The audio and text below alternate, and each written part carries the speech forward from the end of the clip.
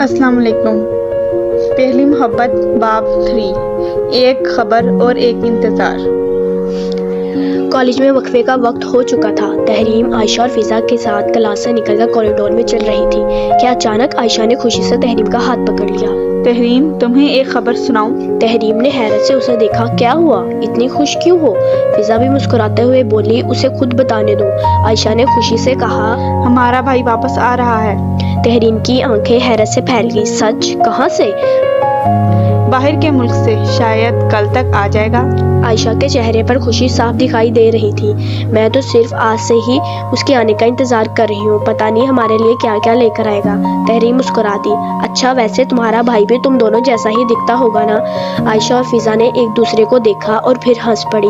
فضا نے کہا، نہیں، بالکل نہیں۔ تحریم نے حیرت سے پوچھا، کیوں؟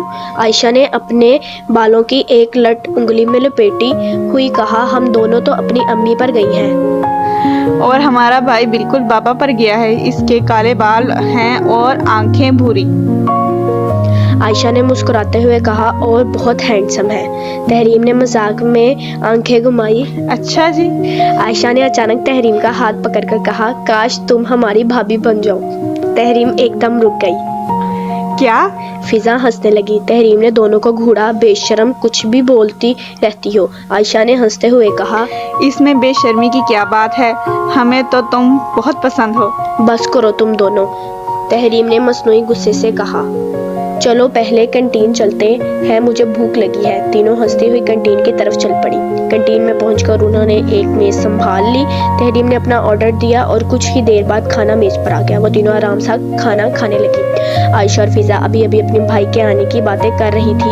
میں تو چاہتی ہوں وہ میرے لیے بہت سارے تحفے لائے، فضا نے فوراً کہا۔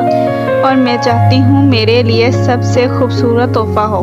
تحریم ہنس پڑی۔ تم دونوں اپنے بھائی سے تحفے لینے کی تیاریاں ابھی سے کر رہی ہو؟ عائشہ نے مسکرا کر کہا، اتنے عرصے بعد آ رہا ہے، حق تو بنتا ہے۔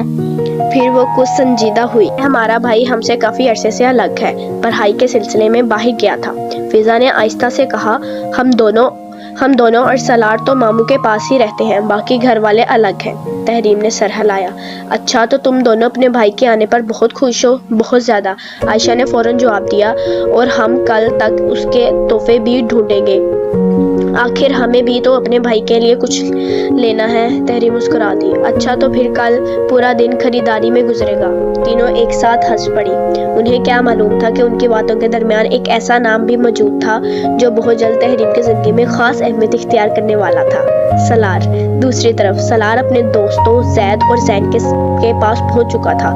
زید نے اسے دیکھتے ہی مسکرا کر کہا، لو جی، آ گئے جناب۔ زین نے فوراً بات پکڑ لی۔ کیا ہوا؟ آج بڑے خاموش ہو۔ سلار نے دونوں کو گھوڑا۔ کچھ نہیں ہوا۔ زید ہنس پڑا۔ کچھ نہیں ہوا؟ پھر اس نے زین کی طرف دیکھ کر کہا، بھائی ایک لڑکی کی وجہ سے اتنا سوچ میں ڈوبا ہوا ہے۔ سلار نے فوراً کہا، ایسا کچھ نہیں ہے۔ زید نے شرارت سے کہا، ہاں ہمیں تو سب پتہ ہے۔ زید نے کہکا لگایا، اوپر سے تم نے اسے کوئی جواب بھی نہیں دیا، وہ تمہیں اتنا کچھ سنا کر چلی گئی اور تم خاموش کھڑے سنتے رہے۔ سلار نے ہلکی سی مسکراہٹ کے ساتھ کہا، وہ مجھے بولنے کا موقع ہی نہیں دے رہی تھی۔ زید نے فوراً کہا، پہلی دفعہ ہوا ہے کسی لڑکی نے سلار کو خاموش کروا دیا۔ تینوں ہنسنے لگے۔ کچھ دیر بعد سلار نے موضوع بدلتے ہوئے پوچھا، تم دونوں گھر کب جا رہے ہو؟ زید نے اسے کہا، کیوں؟ گھر والوں کو ابھی تک کچھ نہیں بتایا نا؟ زید نے سنجیدگی سے سر ہلایا۔ نہیں۔ سلار نے کہا، تو پھر کب بتاؤ گے؟ زید نے جواب دیا، میٹنگ کے بعد گھر چلتے ہیں، ویسے بھی آج کا کام ضروری ہے۔ سلار نے اپنی گھڑی دیکھی۔